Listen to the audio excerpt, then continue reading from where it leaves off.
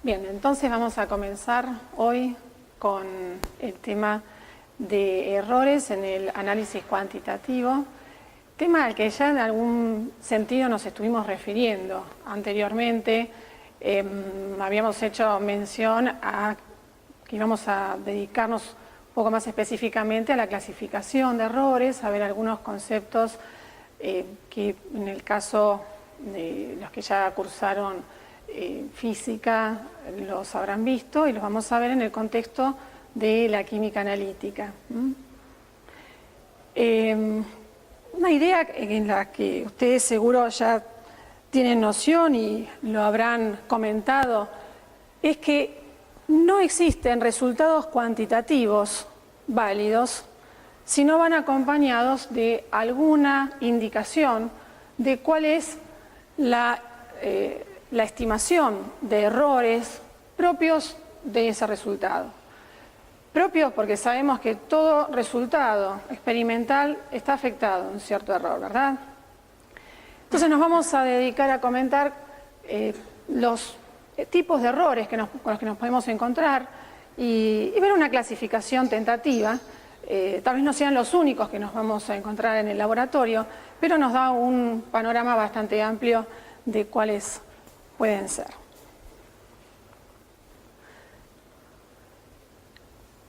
¿Qué idea tienen ustedes de qué es un error? También allí nos están proponiendo una definición.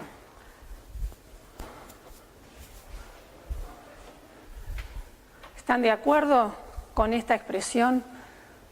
Esto puede ser una forma de definirlo, ¿verdad? Una diferencia entre la magnitud obtenida de una medición y la magnitud verdadera o esperada.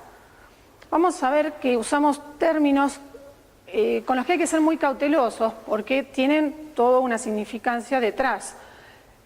Cuando estamos diciendo la magnitud verdadera, ¿a qué nos referimos? ¿O qué ideas tienen ustedes de qué puede ser una magnitud verdadera?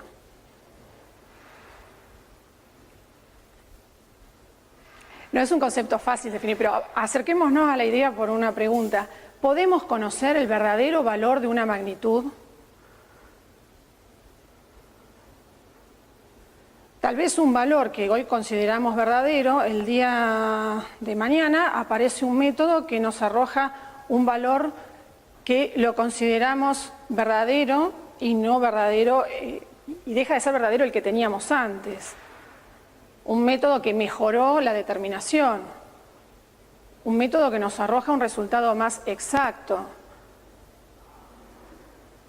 Entonces, la magnitud verdadera, nosotros en realidad la estimamos, tratamos de aproximarnos a un valor que ¿quién puede decir que es el último, el único que podemos conocer?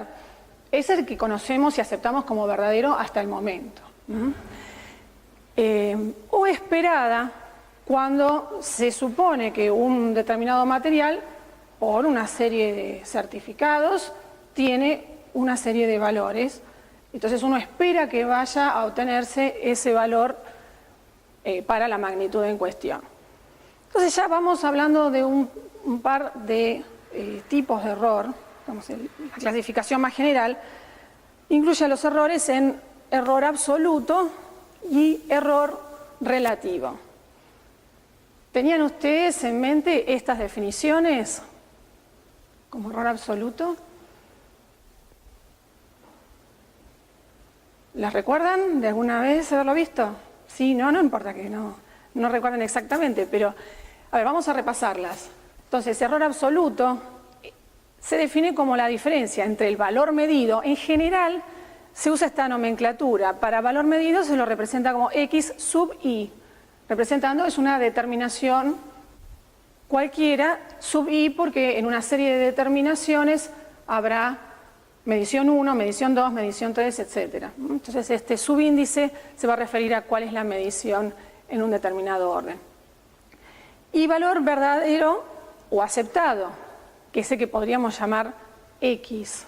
Por ahora, dejémoslo mencionado de esa manera. Valor X sería el valor que aceptamos como verdadero para una magnitud. Entonces, esa diferencia entre ambos valores es lo que definimos como error absoluto. Mientras que el error relativo refiere esa diferencia a la magnitud propiamente medida. Es relativizarla al valor de la magnitud. Si lo multiplicamos por 100, entonces obtenemos el error relativo porcentual.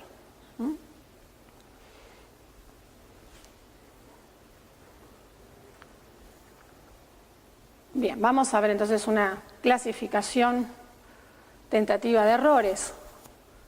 Nos encontramos, en primer lugar, con errores groseros, luego errores determinados o sistemáticos, y por último, errores indeterminados o aleatorios. Y nos vamos a dedicar en particular a cada uno de ellos. ¿Les suenan familiares estas definiciones, esta clasificación? No tanto. Bueno, cualquier duda o discrepancia con lo que vamos comentando, por favor, me avisan y lo discutimos. ¿Qué entendemos por errores groseros? También llamados operativos, como para referirnos concretamente a qué pasa en el laboratorio y no dejarlo en una palabra simplemente que hace pensar en cuestiones muy obvias, muy extremas.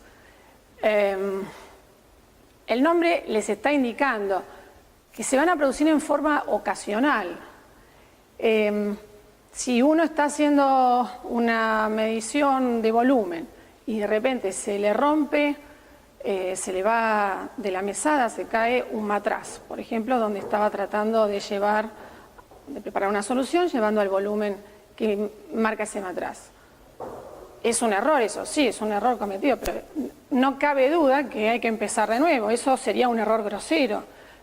Pero nos vamos a referir a errores que son también groseros, pero que no tan evidentes como plantear la rotura de un material donde uno no puede seguir trabajando. A veces se están cometiendo errores groseros y hay que identificarlos. Generalmente ocurren por un descuido, falta de entrenamiento, falta de pericia del analista, y dan lugar a datos atípicos.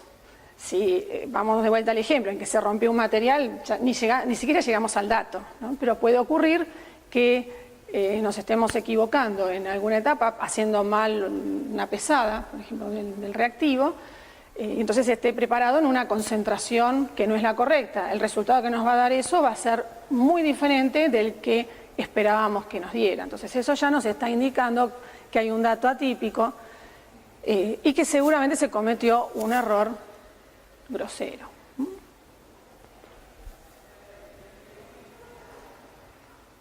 Entonces, recién mencionamos el primer grupo que teníamos en la tabla inicial. Ahora pasamos a los errores sistemáticos o determinados. ¿Cómo los definimos? Entonces es la diferencia entre el valor obtenido luego de hacer varias mediciones. Y lo que es importante es que esas mediciones son llevadas a cabo en condiciones de repetibilidad, es decir, en las mismas condiciones experimentales. Y entonces es la diferencia entre ese valor obtenido y el valor verdadero de la sustancia que estamos midiendo o mensurando en términos generales. Este tipo de errores afectan la exactitud de los resultados. Luego vamos a discutir qué entendemos por exactitud. Y tienen un valor definido. Esto significa que inducen un desvío o sesgo, sea en un sentido positivo o negativo, pero siempre el mismo sentido para todos los resultados que obtengamos.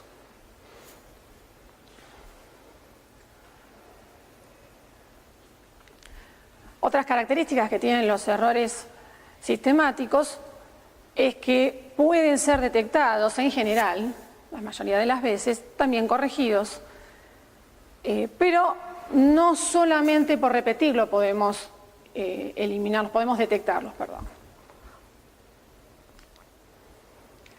Y muchas veces ocurre que cuando a pesar de haber errores grandes, errores sistemáticos de magnitud importante, pueden pasar inadvertidos si no tomamos algunos controles que luego vamos a comentar cómo nos permitirían detectar esos errores.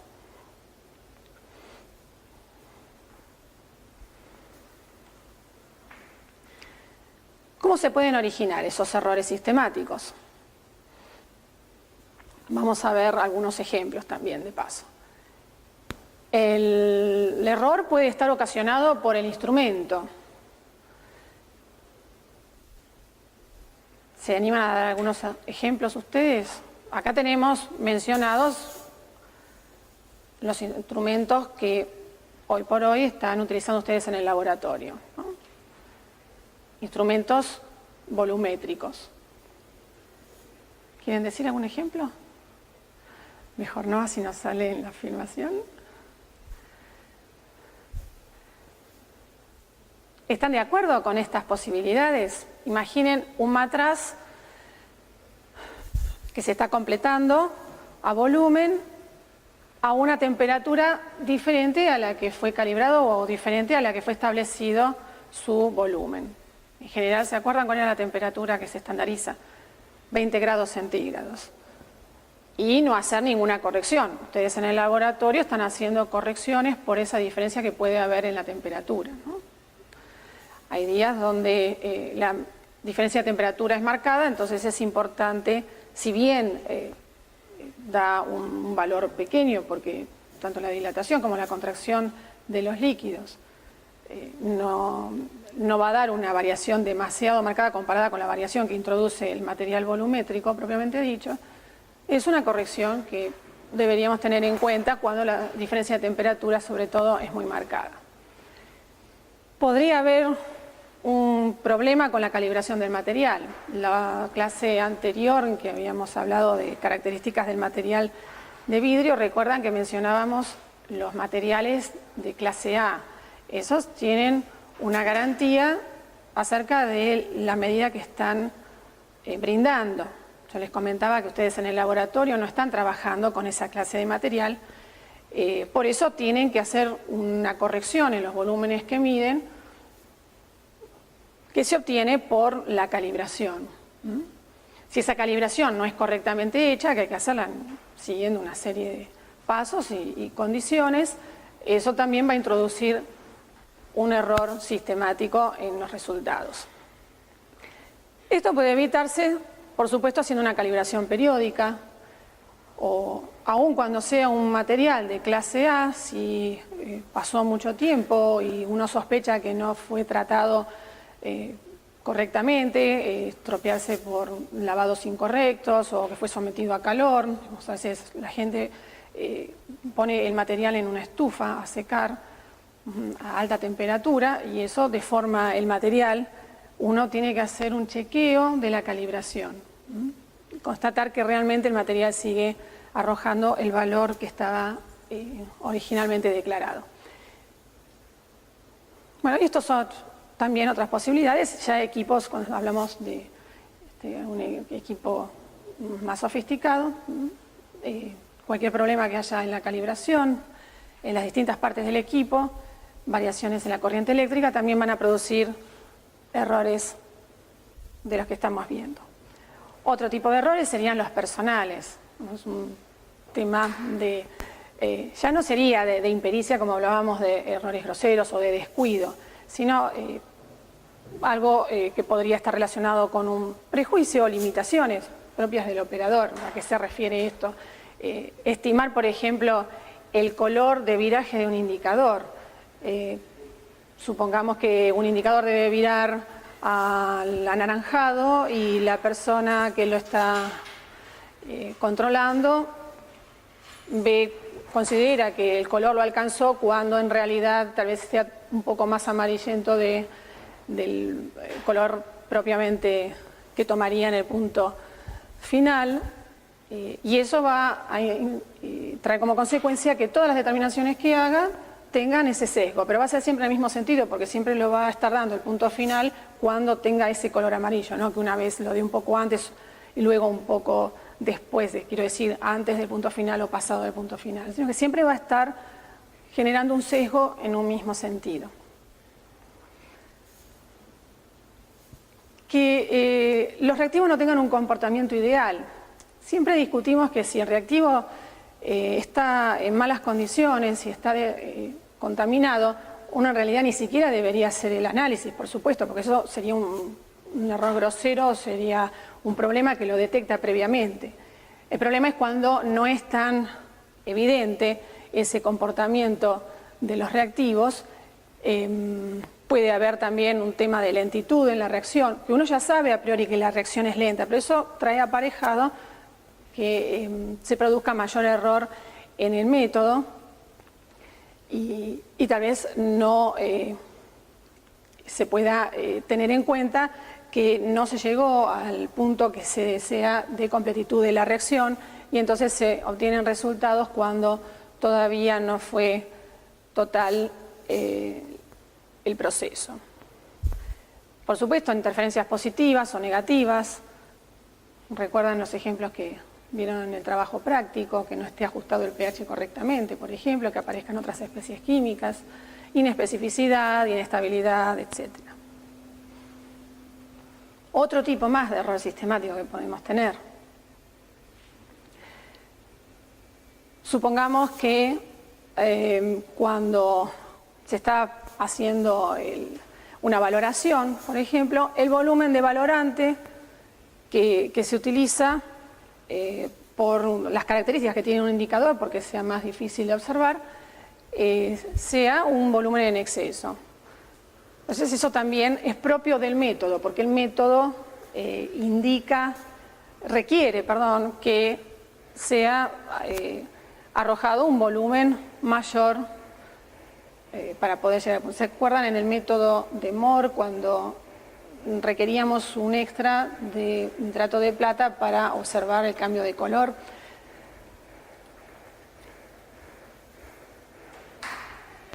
Bueno, en este caso los errores solo pueden eliminarse o disminuirse eligiendo otro método o haciendo un cambio en el protocolo de análisis.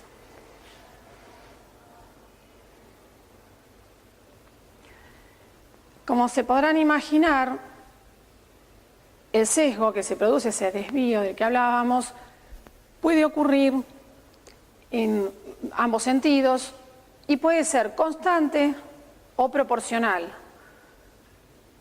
¿Qué implicaría que sea constante?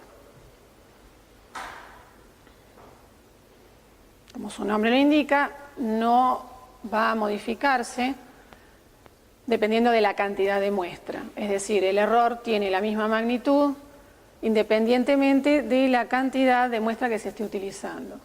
Por ejemplo, justo lo que estábamos mencionando antes, de un exceso que hubiera que agregar de valorante para alcanzar el punto final, no va a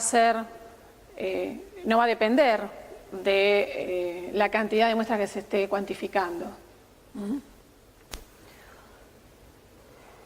Otro ejemplo que acá está mencionado, cuando uno tiene que hacer un lavado de un precipitado, afecta sí el volumen con que se hace el lavado, pero no depende de la cantidad de precipitado que había, ya que se va a redisolver una cantidad que estará relacionada con el volumen del solvente que se utiliza para hacer el lavado. Mientras que los proporcionales sí dependen de la cantidad que se está midiendo. Luego vamos a ver gráficamente cómo se visualiza esto. ¿A qué se debe esta proporcionalidad? Por ejemplo, a la presencia de interferentes positivos en la muestra. Si hay mayor cantidad, estoy titulando mayor cantidad de muestra, siempre refiriéndonos a titulaciones, como darlo, por ejemplo, si tengo mayor interferencia positiva va a estar dando mayor señal, seguramente. El error relativo sería constante, de acuerdo, porque a medida que crece esa magnitud de error, cuando la refiero a la cantidad de muestra que también va creciendo, va dando una proporcionalidad, va dando una constante de proporcionalidad. Si eso lo quisiéramos interpretar gráficamente, obtendríamos este esquema donde la recta con pendiente 1 representa los valores, los resultados que se obtienen, que coinciden el valor experimental con el valor teórico. Serían resultados que idealmente no estarían afectados de ningún error, ¿de acuerdo? ¿Qué ocurre si tenemos un error que produce un sesgo proporcional? A medida que la magnitud va creciendo, el error, es decir, la diferencia con el valor que deberíamos haber obtenido, valor ideal, se va haciendo mayor, ¿se ve? Y en un sentido negativo, si estoy hablando de un error que genera un sesgo en sentido negativo. Pero se ve que en todos los casos los valores son negativos, hablábamos del mismo sentido, por eso estamos hablando de errores sistemáticos. Del mismo modo, si fueran positivos, también veríamos que esa diferencia va aumentando a medida que aumenta la magnitud del valor que queremos determinar.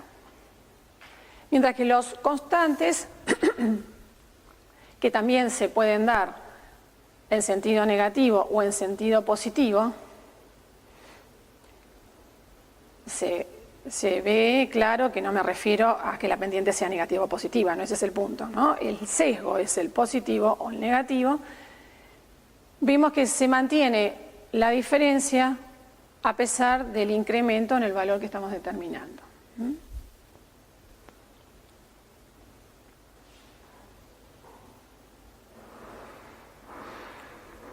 Entonces decíamos que para poder constatar que estamos en la presencia de un error sistemático, debemos recurrir a una serie de estrategias para determinarlos, para darnos cuenta de que existe ese error.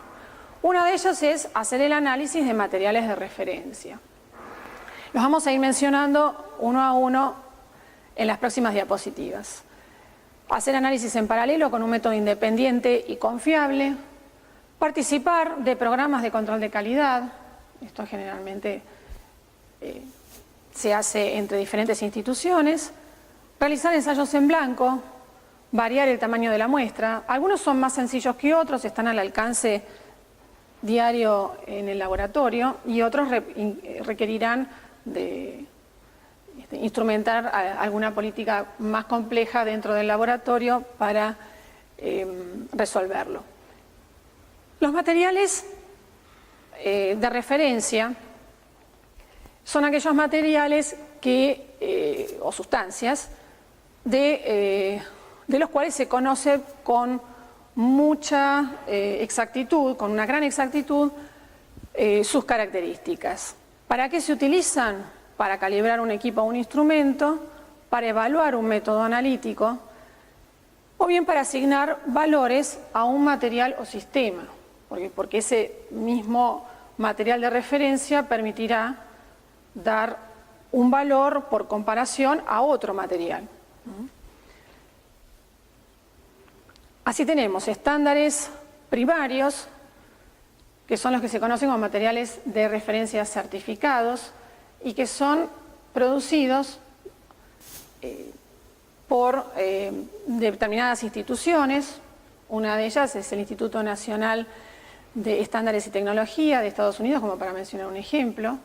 Las farmacopeas en diferentes países cuentan con institutos donde se generan estándares. En nuestro país, el INAM, el Instituto Nacional del Medicamento, genera algunos estándares también. ¿Qué otro conocen en nuestro país? No solo sustancias reactivos como materiales de referencia. El IRAM, ¿recuerdan? El IRAM también provee materiales de referencia certificados. Y luego tenemos los estándares secundarios, que son aquellos empleados por el propio laboratorio para generar sus propios estándares. Esto lo harán por comparación con un material de referencia, generalmente. Era lo que les decía de utilizarlo para generar una sustancia de la cual también vamos a conocer por comparación con el material de referencia sus características.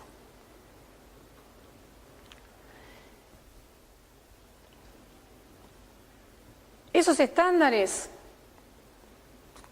brindan una información de su composición, vienen acompañados de una información tanto cualitativa como cuantitativa y que se pudo obtener de diversas maneras, ya sea por un método de referencia que ya está validado y que es confiable,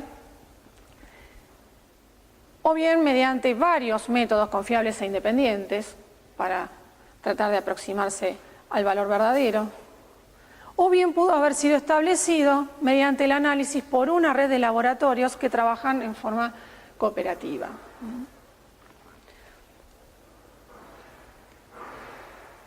La otra forma, ¿recuerdan en la lista en la que estábamos hablando entonces de cómo detectar los errores sistemáticos? Era recurrir al análisis de nuestro problema, nuestra muestra de problema, mediante un segundo método independiente y confiable, que generalmente se llama método de referencia. El problema con el que nos vamos a encontrar, ¿cuál es? Que no siempre en nuestro laboratorio vamos a poder contar con ese método de referencia. Digamos, esto consiste en elegir alguna de estas estrategias. Si es posible más de una, mejor. Este análisis, utilizando el método de referencia, debería hacerse en forma paralela al método que estamos evaluando. No perdamos la idea principal de qué es lo que estábamos tratando de hacer cuando estamos buscando la fuente de error sistemático, verificando si tiene error sistemático nuestro método. Estamos caracterizando, evaluando nuestro método, el método del cual queremos dar un grado de confiabilidad, para poder decir luego, los resultados que me brinda este método son confiables en tal magnitud. Nosotros vamos a dar una idea de esa confiabilidad. Entonces vamos a aplicar un método de referencia en la medida de lo posible en forma paralela al método que estamos evaluando. Y se necesita, es lo ideal, que utilice un principio diferente. Porque si estamos aplicando prácticamente el mismo principio, es muy probable que no encontremos el problema que estamos buscando. La otra estrategia sería participar entonces en programas de control de calidad. Generalmente es una institución gubernamental la que los organiza, ya sea no por referir a un gobierno en particular, sino a nivel oficial se realizan este tipo de programas. Pero tienen un peso gubernamental, digamos, una autoridad competente, y que envía a los diferentes laboratorios que participan en el programa una muestra problema, para que cada uno brinde resultados acerca de la misma, una o varias muestras problema dependiendo del diseño del programa. Se establece el periodo, la periodicidad con la que debe ser analizado y una serie de características de cómo debe llevarse a cabo el análisis. Luego, los laboratorios participantes remiten sus resultados a la institución que se encarga de hacer el análisis, el procesamiento de todos los resultados y le devuelve a cada uno de los laboratorios un informe donde le dice cuál fue el desempeño. Todo esto se lleva a cabo en forma confidencial y se le otorga a cada laboratorio una identificación, pero que no da idea de identificación para que no sea conocido por los demás participantes.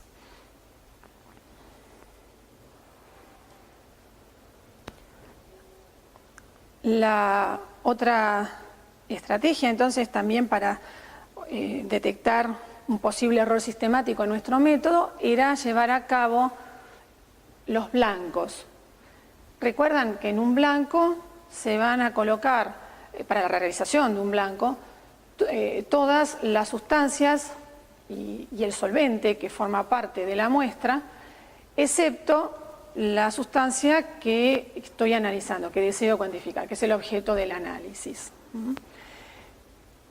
Se aconseja, en la medida de lo posible, si uno va a realizar el análisis de una muestra, sobre todo compleja, que esté la matriz que corresponde a esa muestra también. Es decir, no solo los reactivos que se van a utilizar para la determinación, sino también colocar todos los elementos que están presentes en la muestra, que acompañan a la muestra. Por darles un ejemplo bien práctico, supongan un comprimido donde ustedes tienen un compuesto activo acompañado de los excipientes. Cuando voy a hacer el blanco, no solo debería hacerlo con las sustancias que se necesitan para la reacción, sino también introducir una solución que se obtuvo de la muestra de los excipientes sin la presencia del compuesto activo. ¿Me explico cuál es la idea? Para ver cómo la presencia de esas sustancias que también acompañan al compuesto de interés pueden afectar el resultado de la muestra, ya sea generando interferencias, comportándose como contaminantes. En el caso de que estamos refiriéndonos en particular a la presencia de componentes propios de la muestra, no hablaríamos en ese caso del término contaminante, sino de interferente sería más apropiado. Ya como contaminante nos podemos referir a sustancias que aparecen introducidas a partir de los materiales que se están empleando para llevar a cabo las reacciones, que por accidente podrían estar presentes en los reactivos y que no forman parte del analito, no forman parte de lo que queremos cuantificar.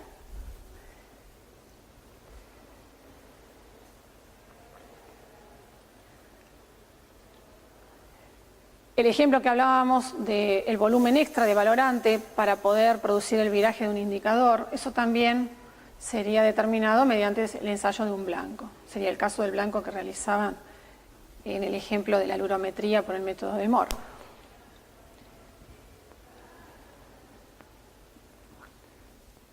Y bueno, como está allí resaltado, no serían tan útiles para corregir errores proporcionales, sí para los constantes. Generalmente los errores que se producen, que se detectan mediante el empleo de blancos, tienen que ver con errores constantes. La otra opción también, entonces, siguiendo con las estrategias para determinar la presencia de errores sistemáticos, es variar el tamaño de muestra. Esto más que nada nos ayuda a visualizar si el error que se produce es proporcional o es constante. Bueno, vamos a pasar entonces ahora a comentar en nuestra clasificación los errores aleatorios o indeterminados. En este caso, lo definimos al error aleatorio como la magnitud entre una medida individual y el promedio de múltiples medidas de ese objeto de la medida o mensurando, siempre llevadas a cabo en las mismas condiciones de repetibilidad. Los factores que pueden estar causando son muchos, variables muy difíciles de identificar y no pueden determinarse con certeza cuáles son, y es muy difícil de eliminarse. Sí se puede disminuir el error aleatorio, pero hay una serie de variables que no podemos manejar, que llevan implícito un error que se produce en ambos sentidos, así como en el sistemático el error era positivo, tenía un sesgo positivo o negativo y siempre en el mismo sentido. En este caso es variable, se produce en ambos sentidos. Y los errores aleatorios afectan la precisión de los datos. Hacen que se dispersen, si entendemos por precisión una medida de la dispersión de los resultados, hace que se dispersen en una forma simétrica respecto del valor más probable.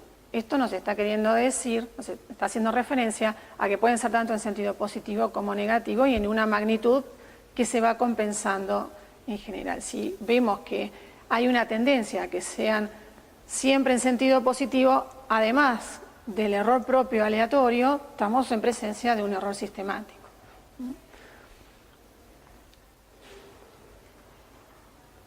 Algunas definiciones.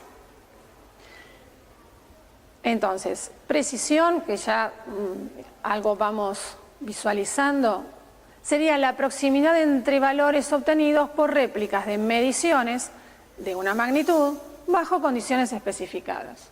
Entonces hay varios conceptos: réplicas, magnitud, condiciones especificadas. Tienen que estar definidas, porque si vamos a aplicar cualquier condición es inevitable que los resultados vayan a ser muy variables. En términos numéricos, la imprecisión suele medirse como el desvío estándar, medirse por decir se da el valor en forma de desvío estándar, como varianza, que es el desvío estándar elevado al cuadrado, si vamos después a ver un poco de fórmulas, o el coeficiente de variación.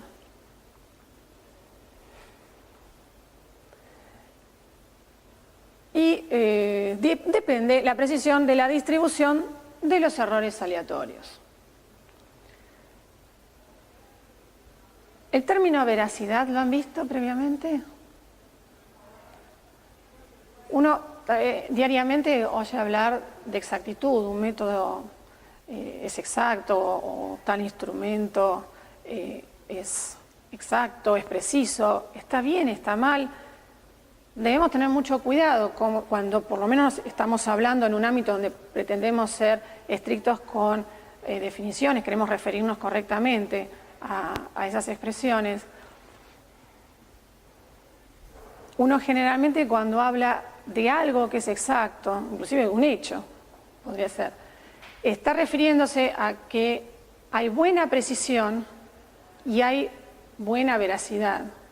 Digamos, algo que se lo considera exacto, porque uno tal vez tiene la idea de que exactitud es la diferencia entre el valor que obtengo después de hacer varias mediciones y el valor más probable, y que está dado por el error absoluto. Está bien, es una idea también de exactitud, pero si no es preciso, ese valor tampoco me da confianza. Entonces, se prefiere hablar del término veracidad para referirse a la proximidad justamente entre el promedio de un número infinito, nunca se va a medir infinitas veces, pero un gran número de determinaciones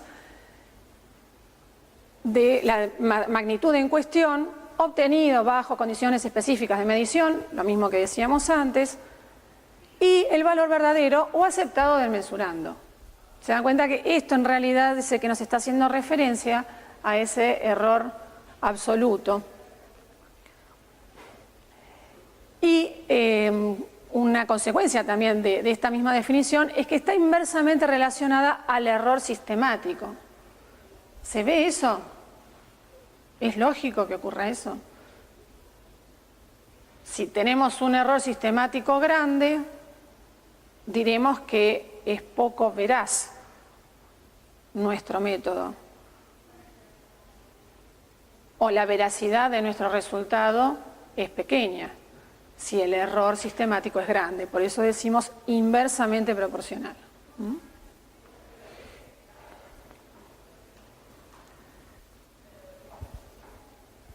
Cuando hablamos de exactitud, nos referimos a la proximidad de una medida. Esto es algo muy técnico, una definición muy técnica. Y el valor de referencia o aceptado como valor verdadero del mesurando. Y está inversamente relacionada con el error sistemático y el error aleatorio también. Porque pudo haber ocurrido que justo esa única medida que fui a hacer fue afectada con un error aleatorio tal que hizo que sea equivocada la medida. Entonces debe tener en claro, por eso les comentaba, los dos conceptos: bajo error sistemático y bajo error aleatorio, es decir, buena precisión un método para poder ser considerado como exacto, para decir que hay buena exactitud. Este gráfico, creo que deben estar cansados ustedes de verlo, ¿no? O si no lo vieron antes, lo van a ver muy seguido de aquí en adelante. Representando disparos, supongamos que un tirador está haciendo disparos a un blanco. Y el objetivo, por supuesto, es dar en el centro, ¿no? Imaginemos que en el centro estaría el valor verdadero o valor más probable de la magnitud que estamos midiendo. Y cada uno de estos puntos, que son los que serían los tiros del que está disparando, serían los valores que obtiene en el laboratorio. En esta situación, ¿qué les parece que estaría ocurriendo? El método que está usando este analista, ¿cómo es? Ahora van a tener que hablar ustedes. Preciso. Porque los valores están muy cercanos unos de otros, ¿sí? Como que repite bien, esa es la idea, ¿verdad? Bien, preciso el primero. En cuanto a veracidad, es veraz. Todas las determinaciones se están dando muy cercanas a un mismo valor y en consecuencia es exacto, ¿cierto? O tiene buena exactitud, digamos. Tal vez todavía esto sea mejorable, no lo sé. Pero ya nos da una pauta de que es muy bueno. Vamos al otro ejemplo. Están dando alejados los valores del que esperaríamos que diera, del que sería verdadero, el valor verdadero.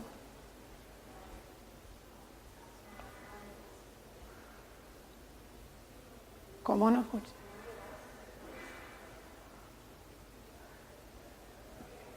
A ver. Relativamente preciso porque están muy cerca uno de otro, correcto. Hasta ahí llegamos. Bien. ¿Cómo es la diferencia entre lo que podríamos obtener como valor promedio que obtendríamos arrojado por estos valores y el más probable? Es lejano, es una diferencia importante, entonces es poco veraz. ¿Está bien? Entonces este sería un ejemplo de método preciso y poco veraz. En este caso, comparando por lo menos con el anterior, aumenta la imprecisión, ¿verdad? El promedio probablemente nos dé muy cercano, correcto. Entonces este podría ser un método veraz, bien, y poco preciso, excelente. ¿Sería un método exacto?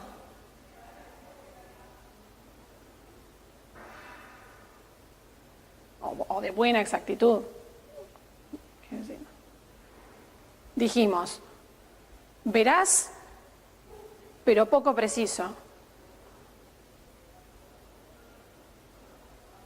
Con el criterio que estábamos discutiendo antes no es muy exacto, porque si justo tomamos una sola de las medidas nos da alejada.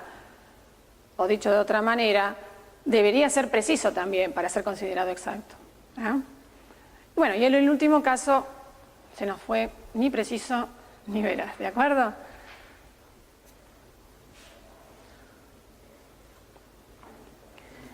¿Qué sería hablar de condiciones de repetibilidad en términos de operación? Las mismas condiciones de medición, esto de lo que tanto venimos hablando, que sean condiciones especificadas, pero que sean las mismas, implica, por supuesto estamos aplicando el mismo método, ¿no? Estamos hablando de repetir el método. Ensayos independientes, mismo método, por supuesto en el mismo laboratorio, mismo equipamiento y el mismo operador. Ensayos independientes. La tentación más común que hay, pensemos en una situación, ¿se acuerdan cuando en la clase anterior hablábamos de determinar el nivel de cafeína por cromatografía? Supónganse que el analista hizo una preparación de muestra y va a inyectar en el cromatógrafo la solución para analizar. Es muy común que para evaluar la precisión, la repetibilidad, se supone que del método, porque estamos hablando de repetibilidad del método, toma la solución que extrajo y la inyecta 10 veces, supongamos. Esos no son ensayos independientes. El ensayo independiente implica tomar una nueva alícuota de muestra desde el momento en que se selecciona el material a trabajar y hacerle todo el procesamiento y llegar a la solución final para proceder a la inyección. Además, uno por precaución haría 2 o 3 inyecciones de cada una de esas soluciones, por supuesto, para eliminar posibles variables dentro en el momento de inyección. Pero si yo hiciera la inyección nada más repetidamente, ¿qué estaría evaluando? ¿Repetibilidad de qué? Repetibilidad del sistema cromatográfico, si se quiere. O repetibilidad de la inyección. ¿Me explico? Por eso entonces hay que hacer hincapié en que deben ser ensayos independientes. O bien aclarar, estoy evaluando repetibilidad de tal etapa, no del método completo. ¿Está clara la diferencia entonces entre hablar del método y hablar de una etapa en particular? Mientras que reproducibilidad, y tengan cuidado porque comúnmente se utilizan en forma indistinta un término y otro, pero si uno quiere ser cuidadoso para las definiciones que está aplicando, debe marcar la diferencia con repetibilidad, y ni hablar si están hablando de la redundancia. Estos son estos furcios que uno hace cuando lo están filmando. Entonces decía, con más razón si están refiriéndose a una serie de normas donde tienen que evaluar un parámetro o el otro. Está muy claramente diferenciado, entonces reproducibilidad de repetibilidad.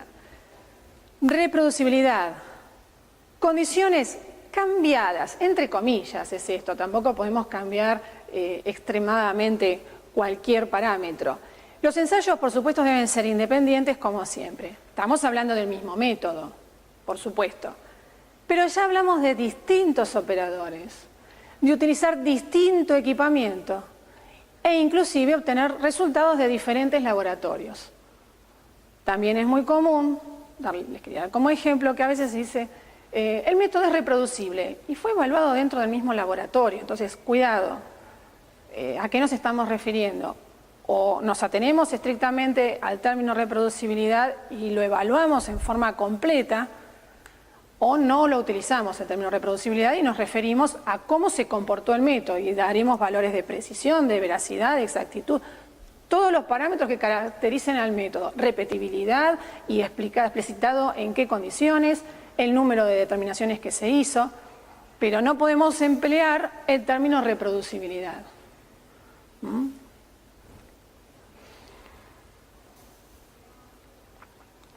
Y esta observación es interesante tenerla en cuenta, que necesariamente incluye la variabilidad a corto plazo, pero está afectada especialmente por la variabilidad a corto plazo, que está dada entre instrumentos, laboratorios, operadores.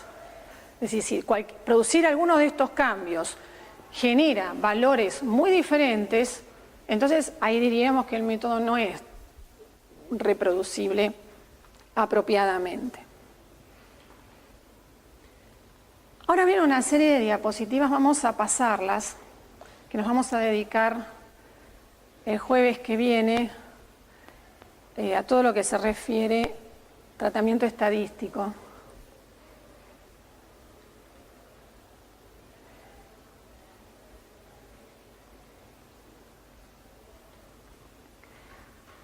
Y nos vamos a dedicar en la última parte de la clase a lo que llamamos expresión correcta o apropiada de los resultados calculados.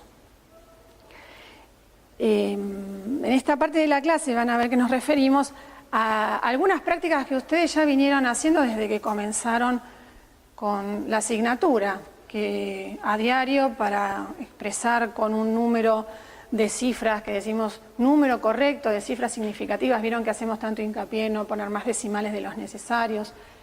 ¿Por qué eso?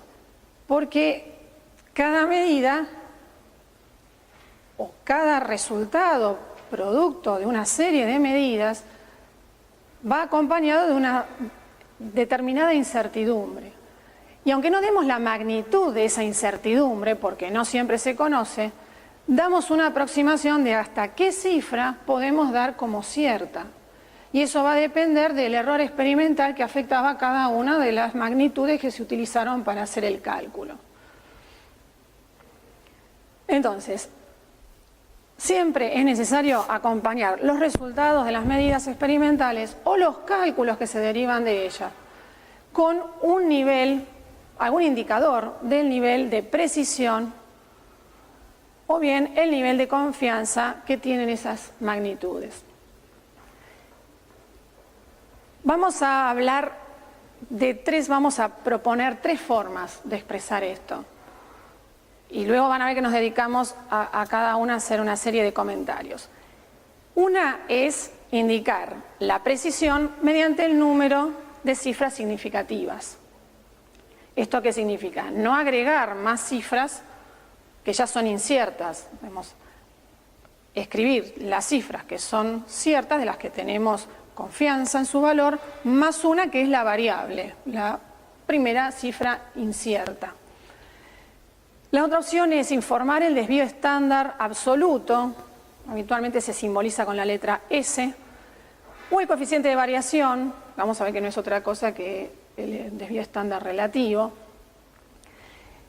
indicando siempre el tamaño de muestra que se utilizó para poder decir cuál fue el desvío estándar. No es lo mismo un desvío estándar obtenido con 3 determinaciones que obtenido con 10 determinaciones, ¿de acuerdo? Y la otra opción es informar los resultados con un intervalo de confianza. Y esto quería remarcarlo acá, aunque ustedes ya lo saben, pero a pesar de que ya lo saben, muchos siguen insistiendo en redondear los resultados parciales. ¿Por qué? Porque van acumulando error innecesariamente. Ustedes pueden dejar expresado un cálculo, más allá de todos los planteos que hayan hecho antes, y hacer un cálculo final, no cortar antes de tiempo las cifras para aproximar mejor el número final. Bueno, como ya estábamos mencionando, cifras significativas incluye a todos los dígitos ciertos y el primero incierto. Ya cuando un dígito es incierto, no tiene sentido seguir agregando más decimales después.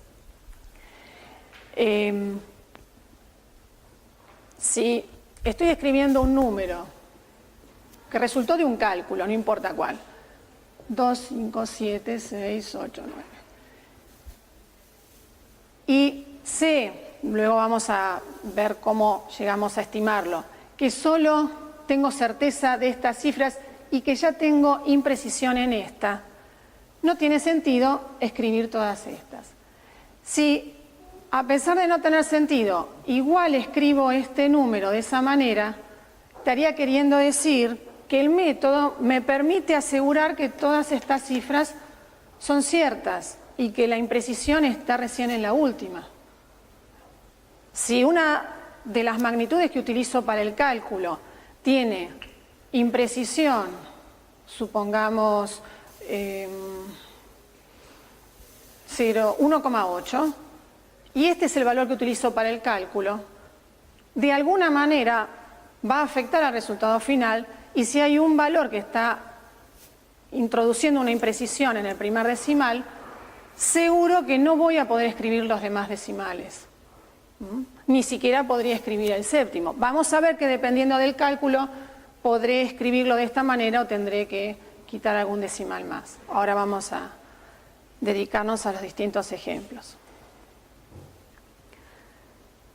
Como ya veníamos mencionando, el número de cifras significativas de un dato indica la precisión del método con el que fue obtenido.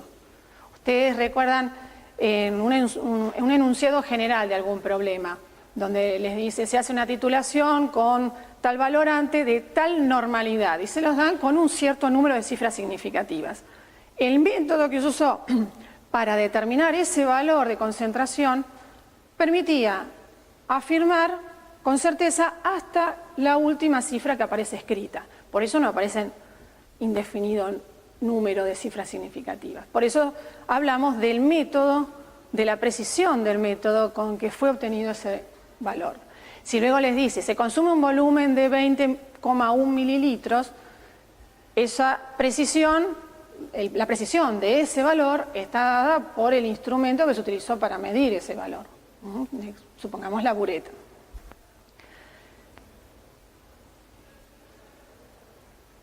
Si la expresión del resultado o de la magnitud debe utilizar otras cifras más, además de la propia, ahora vamos a ver el ejemplo, hay que utilizar la notación científica. Por ejemplo, un matraz que tenga 2 litros, pero viene identificado de esta manera, 2,0. Uno no podría escribir 2000 mililitros. Si lo quiero pasar a mililitros, ustedes dirán, pero es lo mismo y lo hago a diario. Sí, perfecto, pero cuando vamos a ser estrictos en con qué estamos escribiendo y tenemos que hacer un informe correcto, no podemos escribirlo de esta manera, sino que tendríamos que escribir 2,0 por 10 a la 3 mililitros. Porque si no, esto estaría queriendo decir que cuando se marcó el aforo de ese material, tendrían una imprecisión recién en la tercera cifra. ¿Me explico? Es decir, que ustedes están dando, escrito de esta manera, están dando una certeza bastante grosera, ¿no? Porque están diciendo que y más menos 0,1 podría llegar a ser. Por darles un ejemplo, probablemente no sea un matraz volumétrico del estilo de materiales de buena exactitud o un matraz, sí, tal cual les estaba mencionando, lo que se conoce como matraz volumétrico, porque en general en los de 1 litro y 2 litros pueden escribirlo de esta manera con las 4 cifras significativas, si es correcto. Pero supongamos una probeta de 2 litros, que está graduada de a 100 mililitros.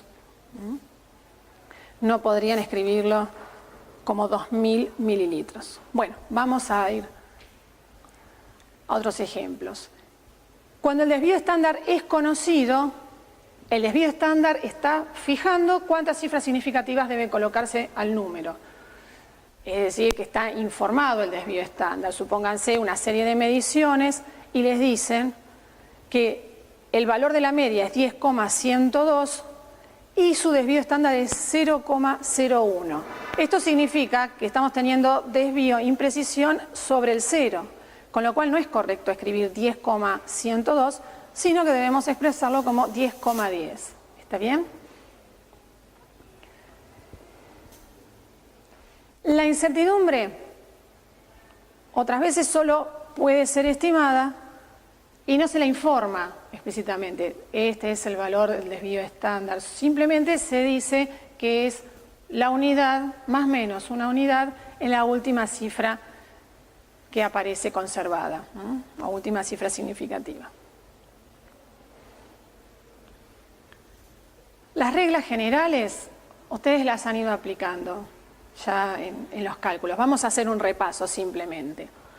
Cuando estamos hablando de sumas y restas, para saber cuántas cifras significativas debemos conservar, la regla es que se le escriban el número de decimales igual al que posea menos decimales en su expresión. Dicho de otra manera, si tengo un término que tiene pocos decimales, ese me va a estar limitando los decimales del resultado. ¿Está bien? Pero hablo de cifras decimales. Mientras que si nos referimos a productos, cocientes por supuesto, el resultado final lo vamos a redondear con tantas cifras significativas como el factor con menor número de cifras significativas. Esta tal vez es la situación más común que ustedes tienen en los cálculos cuando hacen análisis cuantitativo, ¿no es cierto? Cuando hacen análisis volumétrico es la situación más común, que igual la simplificamos aun cuando tengan alguna suma o resta parcial antes de llegar a la expresión final.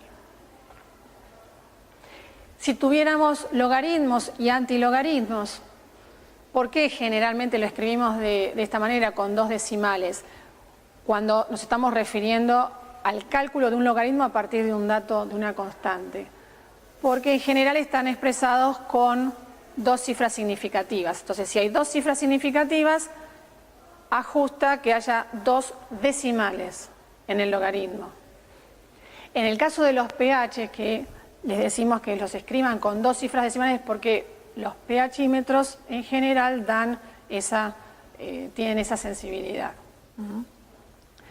Si el pH informado, calculado, es 7,20, la concentración de protones, si la expresamos como antilogaritmo, la debemos escribir con dos cifras significativas, por los dos decimales que nos está arrojando el pH, ¿sí?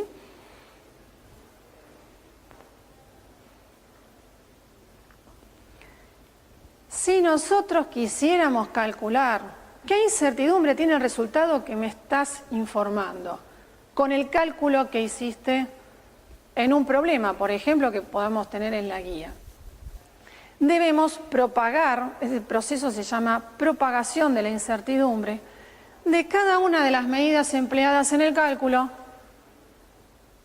al resultado. Eso cuando la precisión de las medidas se desconoce, es decir, que asumimos que tienen un más menos 1 en la última cifra significativa que aparece.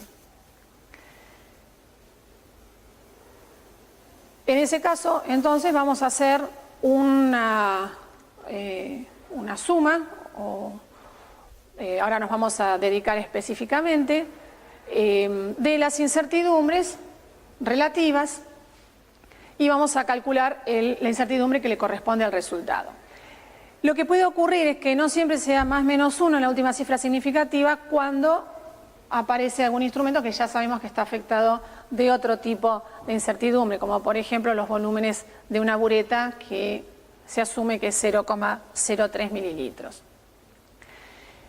La propagación de incertidumbre se va a hacer mediante una serie de fórmulas. Ahora no viene el caso que nos refiramos, lo vamos a ver un poco más el jueves. Se relaciona con la propagación de varianza, que es la forma de propagar al resultado que otorga un método luego de varias mediciones, y nos da una idea de la cantidad de decimales que debe poseer el resultado final. Bueno, a veces ocurre que no siempre coincide el resultado final con el que uno habría previsto de ver las reglas generales que decíamos antes, de aplicar esas reglas generales. Vamos a un ejemplo. Imagínense este cálculo donde nada más 3 factores se están multiplicando. La forma de calcular la incertidumbre del resultado es una fórmula, la discutiremos después si tenemos tiempo. Suma las varianzas, el cuadrado del desvío estándar, que es la varianza, de cada uno de los factores. Calculamos la raíz cuadrada y ese es el desvío estándar que nos está otorgando ese cálculo. Entonces, para el primer ejemplo, obtenemos un desvío estándar de 0,05. Y en el segundo ejemplo, obtenemos un desvío estándar de 0,04, es decir, se hace la misma cuenta. Esto es una forma de expresarlo, ¿se entiende? Este es el resultado del producto. Entre paréntesis va el cálculo del desvío estándar, que consiste en multiplicar la magnitud, ya les digo, es una fórmula que después si tenemos tiempo lo discutimos, por la desvío estándar relativo que obtenemos. Y eso nos permite entonces el valor del desvío, obtener el valor del desvío estándar, que es lo que debemos acompañar a la expresión del resultado. Tal vez a ustedes les resulta familiar esto de expresar un resultado más menos desvío estándar, o más menos 2 desvíos estándar, o más menos 3 desvíos. Bueno, eso lo vamos a discutir en otro momento, cuántos desvíos estándar, pero dar una idea de la confianza de ese resultado mediante un más menos. Entonces estábamos, recuerdan que, estábamos en cómo expresar un resultado. Entonces, uno era referirnos al número de cifras significativas, otra mediante el cálculo del desvío estándar también. ahora todavía estamos estimando el número de cifras significativas de otra manera. O sea, estamos en el primer punto. Vimos reglas generales de cómo expresar las cifras significativas, cómo estimarlas. Ahora estamos estimándolas mediante propagación de la incertidumbre, que ya les decía, implica el cálculo de un desvío estándar para decirnos cuántas cifras significativas corresponden. Si nosotros nos guiamos por las reglas generales que vimos antes, ¿cuál es el factor con menor número de cifras significativas aquí? El 24. Entonces esto diría que solo 2 cifras significativas podemos escribir en el resultado. Habría que haberlo cortado acá. Qué rico. Esto nos daría 1,1 como resultado. Mientras que en el otro caso, si ponemos 2 cifras significativas, cortaría en 0,96. Pero con la propagación que hicimos de incertidumbre, esto nos está diciendo que la incertidumbre, el dígito incierto, lo tenemos en el segundo decimal. Entonces, podríamos bien expresar 1,08 o 0,96. ¿Se entiende la diferencia? Es una aproximación un poco más estricta que la que habíamos visto antes con reglas generales.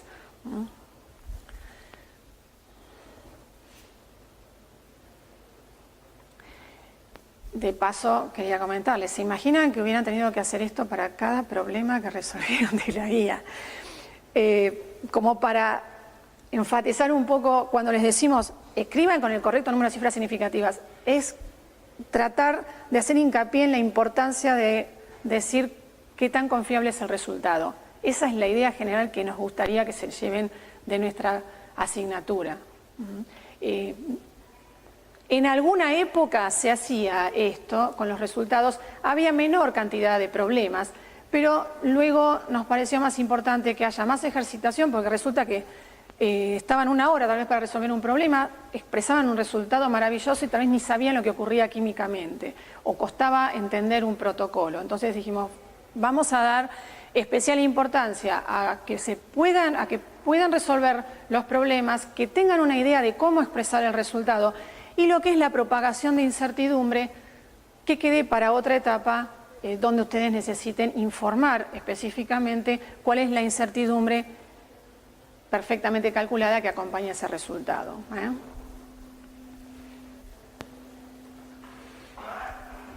Entonces, la otra forma de estimar la confianza que tenemos en un resultado es informar el desvío estándar absoluto o el coeficiente de variación de los resultados.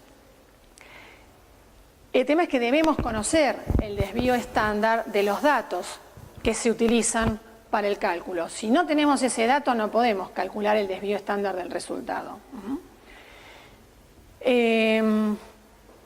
Fíjense el tema de la notación. Acá tenemos otro ejemplo.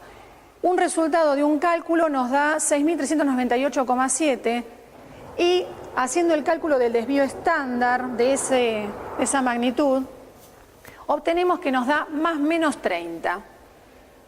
En ese número, ¿qué está queriendo decir el 30? ¿Cuál sería la cifra incierta? Vamos a escribirlo acá. 6.398,7 más menos 30.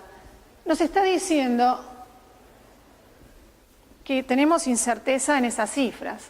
Esto implica que ya el 8 también es una cifra incierta, el 7 con más razón, el 9 es una cifra incierta. Es decir, que podemos dar con seguridad ¿qué cifras? 6 y 3. El 9 con determinada incertidumbre, con lo cual no deberíamos escribir estas cifras. ¿Cómo anotamos entonces nuestro resultado? ¿Cuál sería la forma correcta? Si estamos diciendo que esta ya tiene imprecisión. Tenemos que escribir hasta la primera cifra incierta. Entonces esto sería, cuando redondeemos, si tenemos que cortar aquí, ¿están de acuerdo? Digamos, la imprecisión la tenemos en esta cifra. Y esto sería más o menos 0,03. Esta es la cifra. Pero el resultado no era 6,40, era 1000 veces más grande. Por eso multiplicamos por 10 al cubo.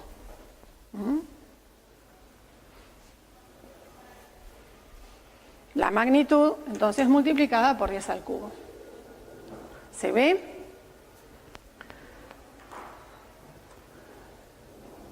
Vamos a otro ejemplo del tipo de los que ustedes han estado resolviendo, donde ustedes conocen el desvío estándar que tendrían por ambos volúmenes medidos. Uno, el que consumieron en la titulación de la muestra, y el otro el que corresponde al blanco. ¿Recuerdan del método de Moore?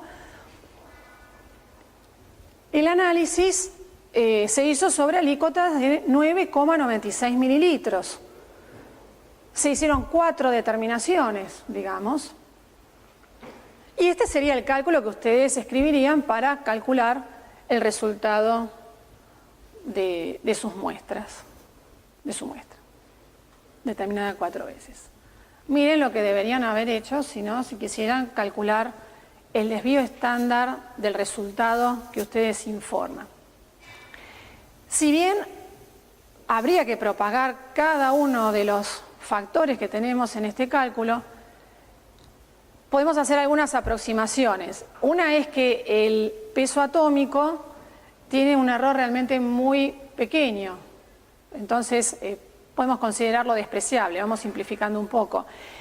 Y el error en la toma de alícuota está incluido en el volumen descargado en la bureta. Es una forma que implica que, como el volumen descargado en la bureta está afectado de un gran error, supera al de alícuota, por eso podríamos no considerarlo porque nos va a aportar en decimales mucho más chicos. Lo que va a afectar, lo que va a generar realmente el desvío estándar, lo que va a tener más peso, es el desvío estándar de la bureta y el valor del desvío estándar de la normalidad de la solución que estábamos usando como valorante. Digamos, esto con criterio, simplemente con conocimiento del operador puede tomar esa decisión. Pero bueno, como para decir que esto no tendría que agregar 2 términos más en el cálculo. Siempre vieron que estamos tratando de hacerlo más simple los cálculos en lo posible. Bueno, el porcentaje de cloruro para la muestra es este, más menos ese desvío estándar. Si quisiéramos expresarlo con un más menos. Proveniente de este cálculo donde se hizo una determinación por cuadruplicado.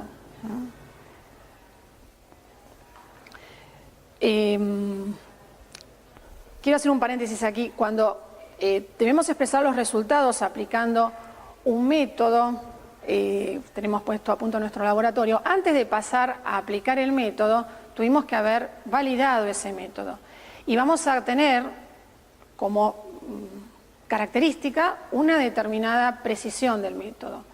Lo que algunas normas estipulan es que uno informe el valor de la muestra, cortado con número de cifras significativas que se correlaciona con el desvío estándar que uno haya obtenido, y por separado el desvío estándar.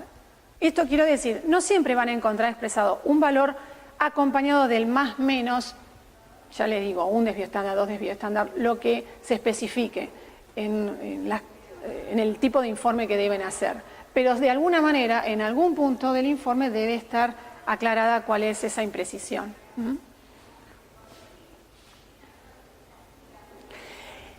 Y la tercera posibilidad, entonces, que mencionábamos era expresar los resultados mediante un intervalo de confianza para la media. Ese intervalo de confianza es lo que definimos como un intervalo numérico. Queremos decir, alrededor del valor que informamos como media, qué conjunto de replicados, tenemos que indicar qué conjunto de replicados se utilizó, y queremos decir que con qué seguridad estamos diciendo que la media poblacional, es decir, lo que se obtendría como media de haber hecho infinitas determinaciones, de haberle tomado la medida a toda la población, estadísticamente hablando, con qué probabilidad ese valor está incluido dentro del intervalo de confianza.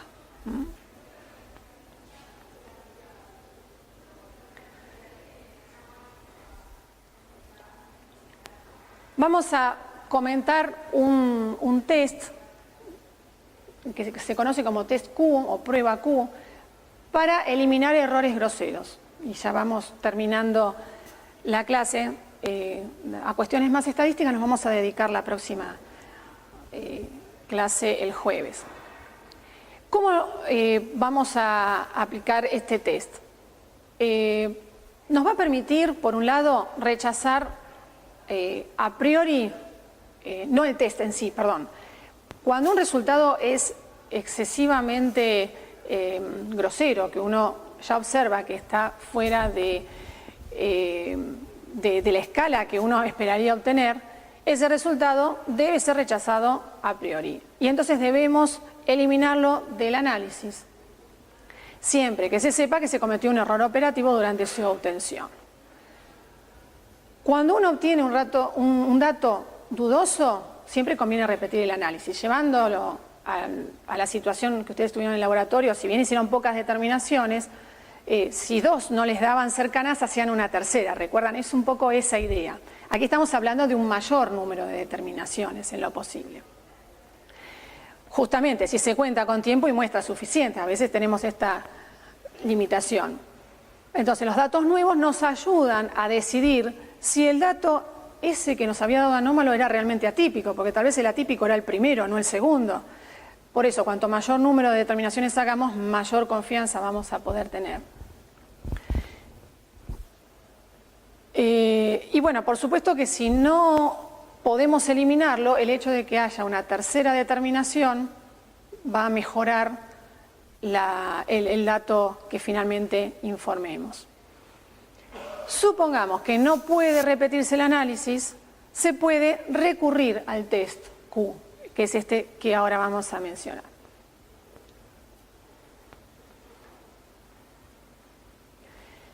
Entonces, el test Q permite definir un valor que se obtiene como diferencia entre el que nos dio como dato atípico y el más cercano en valor a él. Esto por ahora, fórmulas, ahora vemos rápidamente un ejemplo. Y esto se divide por la diferencia entre el valor más alto y el valor más pequeño, que es lo que llamamos W. Si el cociente supera el número Q crítico, puede rechazarse el dato con ese nivel de confianza. ¿Cuál es ese nivel de confianza? El nivel de confianza que nos da una tabla. Nivel de confianza que generalmente está expresado en porcentaje. Yo quiero decir con un 99% de seguridad que estoy rechazando bien el dato. Entonces, implica que el Q crítico tome un valor. Yo quiero afirmarlo con un 90%, me doy un 10% de margen. Entonces, tendré otro valor de Q crítico en una tabla, eso está tabulado. Voy, calculo el Q para mi ejemplo, para el dato que creo anómalo, y decido si puedo rechazarlo o no. Si de acuerdo al test se decide conservar el dato, debería emplearse la mediana y no la media del conjunto de los datos como estimador de la media poblacional. Esto, entre paréntesis, a nivel ilustrativo, si quieren lo discutimos aparte, pero bueno, como para que lo tengan y aproximar mejor el valor al más correcto. Esto ustedes obtendrían en una tabla, valores de Q crítico para diferente número de observaciones.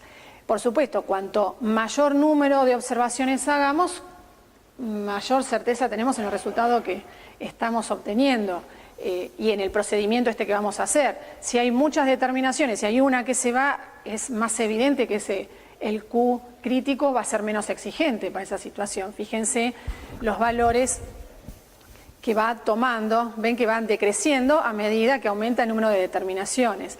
Cuanto más confianza queremos tener, el Q crítico se pone más exigente, ven que toma valores más grandes. Vamos hacia un 99%, probabilidad 0,99 o 99%, ¿verdad? El crítico es siempre menor a 1. Entonces, no podría emplearse para muestras de 3 datos. Digamos, el ejemplo que ustedes hacen en el laboratorio donde hacen 3 determinaciones, la descartan ustedes, la tercera porque se va a criterio propio, pero no podrían aplicar este test porque en los cálculos le daría, si ustedes observan en la fórmula anterior,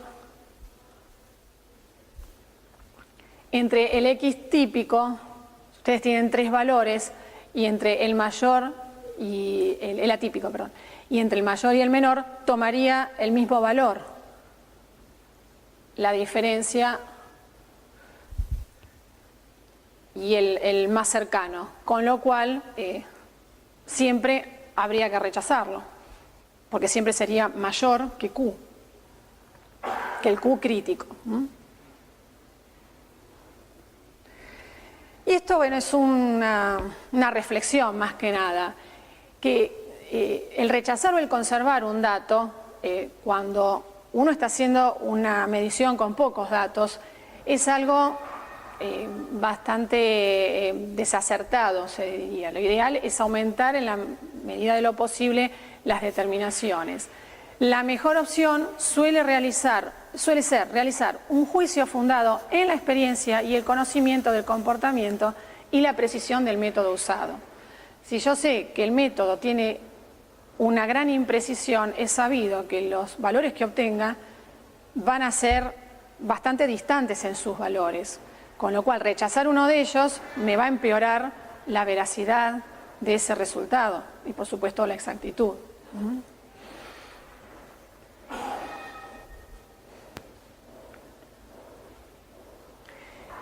Simplemente como para que les resulten en el futuro familiares algunos términos, vamos a nombrar cuando se encara la validación de un método, es decir, cuando queremos dar y conocer la confiabilidad de un método analítico, debemos evaluar una serie de parámetros. Selectividad y especificidad, ¿no? Uno de la mano del otro. Linealidad del método, el concepto de rango lineal se deriva entonces de linealidad. Sensibilidad, límite de detección, límite de cuantificación, exactitud, precisión y robustez. Todos estos parámetros ya los van a discutir en detalle en asignaturas que vengan más adelante, pero quería mencionárselos para que tengan en cuenta que son varios los parámetros, ¿no? Y todo método cuantitativo está caracterizado, por estos parámetros.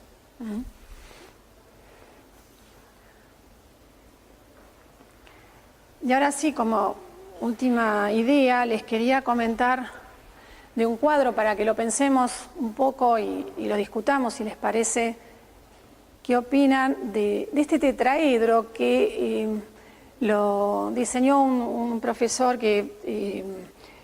español, el profesor Miguel Valcárcel, que estuvo participando en las Euraquem, digamos, normas de calidad que se utilizan en Europa, en la definición de las ISO también.